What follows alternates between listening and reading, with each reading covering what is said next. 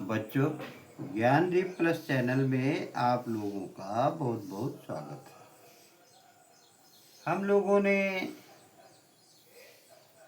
महादेवी वर्मा का जीवन परिचय पढ़ा। ये कब पैदा हुई, यानी यह 1907 में उत्तर प्रदेश के फर्रुखाबाद में पैदा हुई। इनका विवाह जल्दी हो गया, अध्ययन जारी रखा। हालांकि दाम्पत्य जीवन सफल नहीं रहा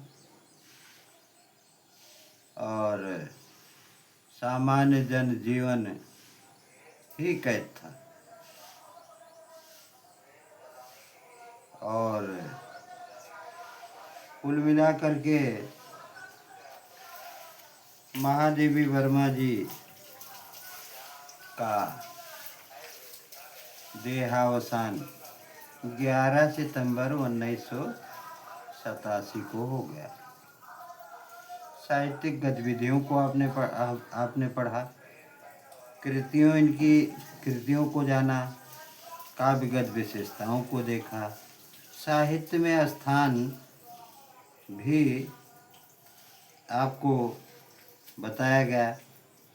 अब एक गीत इनका हम आपको पढ़ाते हैं। इन्होंने भी गीत लिखा है। चिर सजग आँखें उनीदी, आज कैसा व्यस्त बाना, जाग तुझको दूर जाना। अचल हिमगिर के हृदय में आज चाहे कंप होले, या प्रलय के आंसुओं में मौन आलसित व्योम रोले। आज पी आलोक के डोले तिमिर की घोर छाया, जा गया विद्युत शिखाओं में निष्ठुर तूफान बोले। पर तुझे है नशा, तुझे है नाश पथ, पर चिन्ह अपने छोड़ आना। और आगे लिखा है, जाग तुझको दूर जाना। बांध लेंगे क्या तुझे यह व्योम के बंधन सजीले, पंथ की बाधा बनेंगे तितलियों के पर रंगीले। विश्व का क्रंदन भुला देगी मधु की मधुर गुनगुन। देखिए, यह अंडरलाइन है। क्या डुबो देंगे तुझे यह फूल के दल ओस गीले। तूने अपनी छाह को अपने लिए कारा बना, जाग तुझको दूर जाना। इसका संदर्भ देखिए। इसका संदर्भ है प्रस्तुत पद्यांश हमारी पाठ्य पुस्तक हिंदी या सामान्य हिंदी से संकलित है। इसका शीर्षक गीत है। यह गीत कविता से उद्धृत किया गया है। गीत शीर्षक कविता से लिया गया है, जो उनके काव्य संग्रह संध्या गीत से लिया गया है। अब इसका प्रसंग देखिए। प्रस्तुत प्रसंग में कवित्री ने अपने साधना पथ में तनिक भी आलस्य नहीं आने देना चाहती तथा इस पथ पर निरंतर धैर्य के साथ आगे बढ़ते रहने के लिए अपने प्राणों को संबोधित कर कह रही है। महादेवी वर्मा जी ने साधना मार्ग में उत्पन्न होने वाली विभिन्न बाधाओं व कठिनाइयों का उल्लेख किया। देखिए, अब हम इसका आशय देखते हैं, व्याख्या देखते हैं। कवित्री महादेवी वर्मा जी कहती हैं कि हे प्राण, निरंतर जागरूक रहने वाली आँखें आज नींद से भरी अर्थात आलस्य युक्त क्यों हैं। तुम्हारा वेश आज इतना अव्यवस्थित क्यों है? आज अलसाने का समय नहीं है। आलस्य एवं प्रमाद को छोड़कर अब तुम जाग जाओ, क्योंकि तुम्हें दूर जाना है। तुम्हें अभी बहुत बड़ी साधना करनी है। चाहे आज दृढ़ हिमालय कंपित हो जाए, या फिर आकाश से प्रलय की वर्षा होने लगे, अथवा घोर अंधकार प्रकाश को निगल जाए, या चाहे चमकती और कड़कती हुई बिजली में से तूफान बोलने लगे,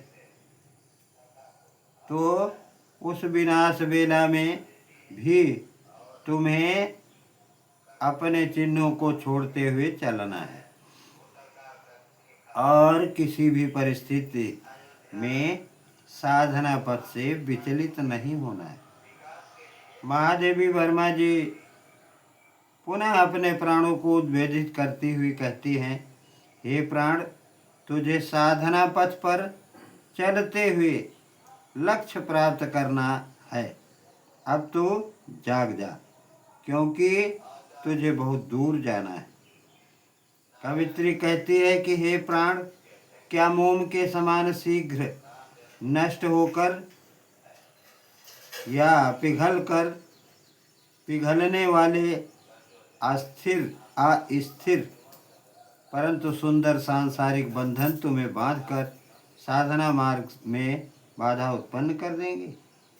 क्या तितलियों के पंखों के समान यह रंगीन संसार का आकर्षण तुम्हारे मार्ग में बाधा बन जाएगा? देखिए, अब अंडरलाइनों का अर्थ हम आपको बताते हैं। विश्व का क्रंदन भुला देगी मधुप की मधुर गुनगुन, क्या डुबो देंगे तुझे यह फूल के दल ओस गीले।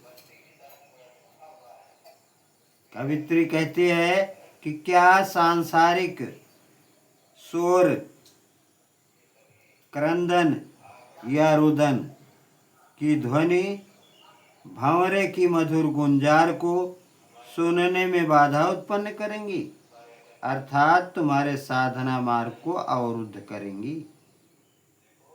या क्या पुष्पों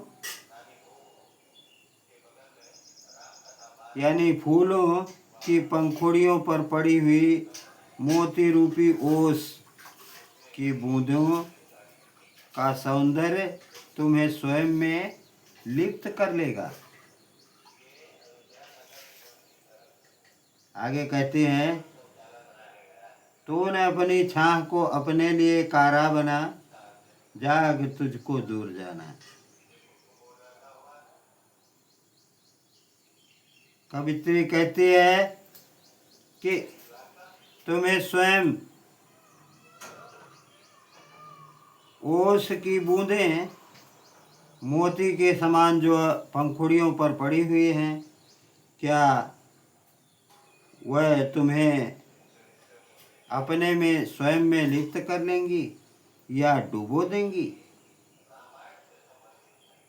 इसलिए तू अपनी छाह को ही अपना बंधन मत बनाना। हे मुसाफिर, हे मन मुसाफिर, तू जाग, अपनी साधना पथ से विचलित